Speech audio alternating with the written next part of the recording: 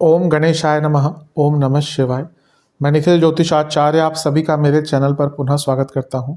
आशा करता हूं कि आप सभी स्वस्थ होंगे। महादेव की कृपा आप सभी पर सदैव बनी रहे। ये वीडियो कन्या यानी कि वर्गों के लिए अत्यंत विशेष है, क्योंकि वीडियो है आने वाले हफ्ते यानी कि 16 से 22 दिसंबर 2024 के साप्ताहिक राशिफल के बारे में।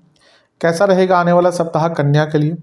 जो मेरा साप्ताहिक राशिफल होता है वो प्रमुखतः चंद्रमा और उनकी गति पर आधारित होता है। चंद्रमा एक ऐसे ग्रह हैं जो बहुत तेज़ गति से भागते हैं और करीबन 2.25 से 2.5 दिन में अपनी राशि बदल लेते हैं।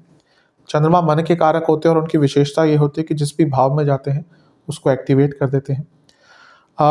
इसी कारण से क्योंकि वो बहुत जल्दी राशि बदलते हैं तो पूरे हफ्ते में अलग अलग भावों में जाते हैं, राशियों में जाते हैं और हमारे डे टू डे एक्टिविटीज़ पर उनका प्रभाव बहुत पड़ता है। और इसी कारण से साप्ताहिक राशिफल की विशेषता बहुत हो जाती है। किस प्रकार से आने वाले हफ्ते को जाने समझें, क्या संभावितः अच्छा हो सकता है, क्या संभावितः बुरा हो सकता है, इसको पहचानें और उसके अनुसार अपने जीवन को आगे बढ़ाएं। ज्योतिष के माध्यम से थोड़ी गाइडेंस प्राप्त करें। इन सभी चीज़ों के लिए साप्ताहिक राशिफल अति विशेष है। यदि आपकी लग्न राशि या चंद्र राशि कन्या है, दोनों ही गाइडेंस के लिए इस राशिफल को देख सकते हैं। टेक्निकली अलग अलग राशिफल नहीं बन सकते। जहाँ से आपको ज़्यादा रिलेट करता है या सूट करता है वहाँ से इसको ऑब्जर्व कर सकते हैं। तो शुरू करते हैं अत्यंत महत्वपूर्ण साप्ताहिक राशिफल का। चंद्रमा आपके 10वें घर में रहेंगे 16 तारीख को और 17 तारीख रात के 7 तक या शाम के 7 तक वहीं पर प्रवास करेंगे। लाभ स्थान के स्वामी है, कर्म भाव में है, अपने आप में अच्छा है। करियर में पैसा बढ़ सकता है, बिजनेस में पैसा बढ़ सकता है। लाभ स्थान पूर्ण एक प्रकार से कार्यों में पूर्णता भी देता है, लाभ भी देता है और कर्म भाव में बैठे हैं यानी कि कई प्रकार के आपके काम, ना केवल करियर से संबंधित, पर्सनल लाइफ में कुछ और काम अटक रहे थे वो कार्य आपके पूर्ण हो सकते हैं। सूर्य की दृष्टि है, सूर्य 12वें घर के स्वामी हैं, तो कुछ विदेश से संबंधित काम अटक रहे थे पूर्ण हो सकते हैं।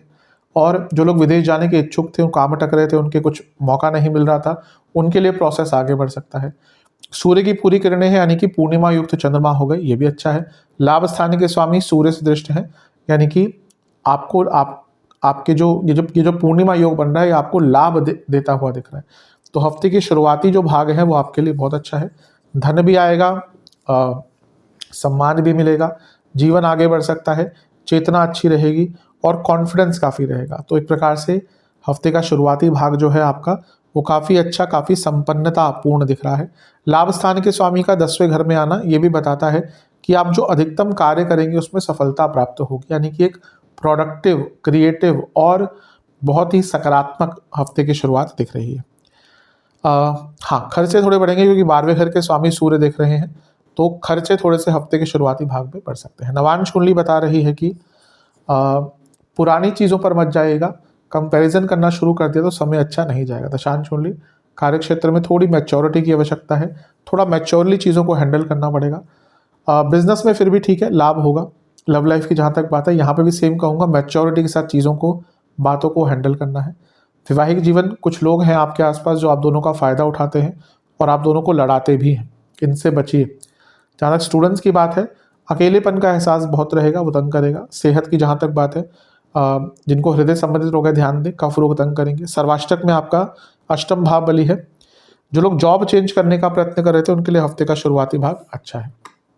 17 तारीख 7 बजे शाम के चंद्रमा आ जाएंगे लाभ स्थान में, मंगल के साथ जोड़ी बनाएंगे और 20 तारीख सुबह के 2 तक यहीं पड़ेंगे। चंद्रमा का लाभ स्थान में जाना बहुत अच्छा होता है और यहाँ पे अपनी खुद की राशि में है तो ये और भी श्रेष्ठ है, लाभ युक्त ये समय रहेगा। यहाँ पे मंगल के साथ भी है जो अष्टमेश है, जो अचानक से धन की प्राप्ति दिखाता है और मंगल 3रे घर के स्वामी है और चंद्रमा 11वें घर के, दोनों ही काम त्रिकोण है यानी कि इच्छाएं पूरी होंगी। दोनों ही उपचय भाव हैं यानी कि जीवन को एक गति प्रदान होगी।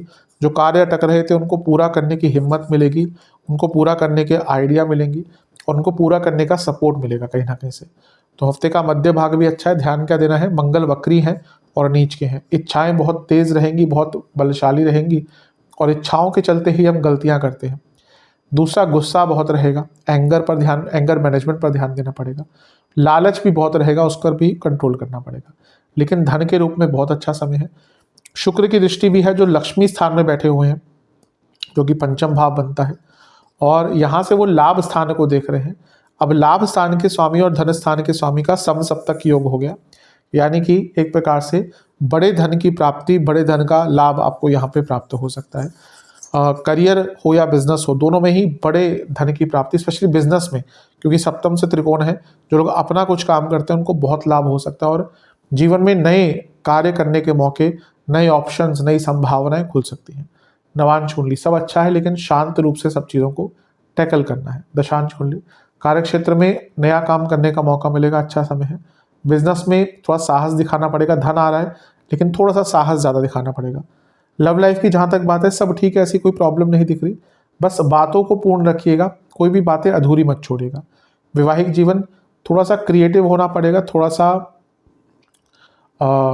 अपने रिलेशनशिप को आपको सार्थक करना पड़ेगा, यानी कि ऐसा लग रहा है कि बहुत मीनिंगलेस बातें ज़्यादा हो रही हैं, थोड़ा सा नयापन और क्रिएटिविटी लानी पड़ेगी। स्टूडेंट्स छोटी छोटी चीज़ों पर ध्यान दीजिए, ऐसा लग रहा है बड़ी चीज़ों पर बहुत ध्यान दे रहे हैं, बड़े टॉपिक्स पर, बड़े सब्जेक्ट्स पर, लेकिन छोटी छोटी चीज़ें, वो इवन आपके जो दिनचर्या है उस पर भी आपको ध्यान देना पड़ेगा। सेहत के अनुसार बीपी की प्रॉब्लम, हार्मोनल प्रॉब्लम, सर्वाष्टक में आपका अष्टम भाव बली है, अचानक से बड़े धन की प्राप्ति हो सकती है। 20 तारीख सुबह के भी 2 बजे चंद्रमा आ जाएंगे आपके 12वें घर में, यानी कि सिंह में, और सप्ताह के अंत तक यहीं पर रहेंगे। चंद्रमा का 12वें घर में आना कोई बहुत विशेष नहीं माना जाता। लाभ स्थान के स्वामी है, 12वें घर में है, विदेश से पैसा आएगा, गुप्त धन बढ़ सकता है, ये एक अच्छी चीज़ है। लेकिन अन्यथा तो देखा जाए ये समय थोड़ा सा कष्टकारी आपका रहेगा।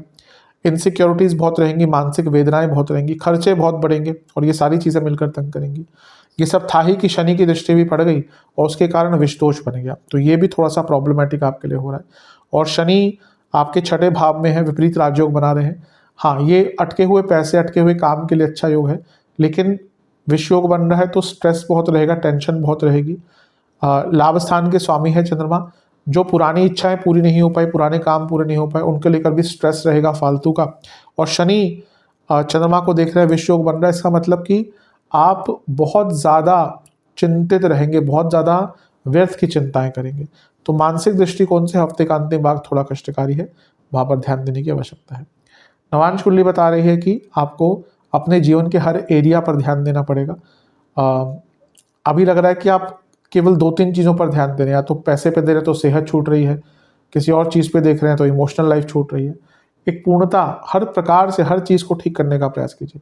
नवांश कुंडली बता रही है कि सब ठीक है, सॉरी दशांश कुंडली बता रही है कार्य क्षेत्र में सब ठीक है, बस काम करने के तरीके पे थोड़ा सा बदलाव करना पड़ेगा।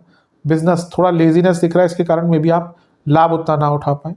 जहाँ तक लव लाइफ की बात है, एक ही दिक्कत है कि एक दूसरे को समझ नहीं पा रहे और बहुत ज़्यादा एक्सपेक्टेशन रखी हुई है एक दूसरे से। वैवाहिक जीवन बहुत अच्छा टाइम है, अगर दिक्कतें चल रही थी बातचीत करके उनको सुलझाया जा सकता है।